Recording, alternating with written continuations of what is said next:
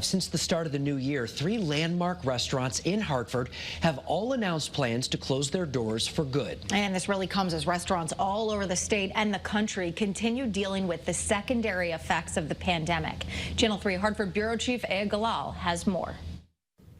Jay's Crab Shack in Hartford officially closed their doors. The Park Street restaurant had been in business since 1989. Before the pandemic, business was booming. But after COVID hit, the restaurant never fully recovered. I'm sad to see that they're closing, but not surprised. Earlier this month, Chowder Pot of Hartford announced they'll be closing in March after serving customers for almost 30 years. The restaurant saying due to the building's age, size, and need for maintenance, the landmark business will close in a matter of weeks. And as of next Monday, the Half Door Pub on Sisson Avenue in Hartford will close. The business was unable to reach an agreement with their landlord, but hopes to open a new location. It's devastating to hear of one closure. But that's 3 in Hartford alone this month. Scott Dolch is the executive director of the Connecticut Restaurant Association. We're in the winter. It's New England. It's a tough time of year for our industry as a whole normally.